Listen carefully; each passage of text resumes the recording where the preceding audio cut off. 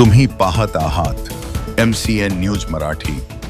पहलगाम हल्ल्यानंतर भारतीय सैन्याच्या वतीने राबवण्यात आलेल्या ऑपरेशन सिंदूरमध्ये अतिरेकी स्थळ नष्ट करत भारतीय सैन्याने जगाला आपली ताकद दाखवून दिली।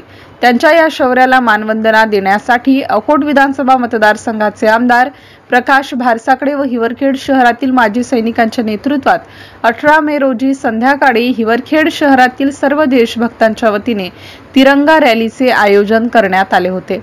यामध्ये चंडिका चौक ते मिरवणूक मार्गावरून मोटरसायकल रॅलीमध्ये राष्ट्रभक्त युवकांनी स्वतःहून भाग घेत सैनिकांचे व राष्ट्रीय ध्वजाचा सन्मानपूर्वक नारे देत सैनिकांना मानवंदना दिली। भारतीय सैन्याने गौरवशाली कामगिरी करून जगासमोर देशाची प्रतिमा उंचावली आहे।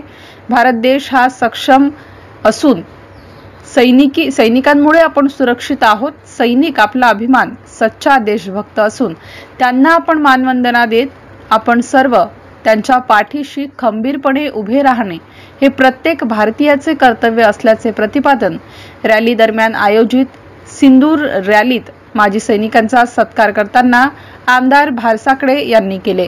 MCN न्यूज मराठी करिता बाळासाहेब नेरकर, हिवरखेड।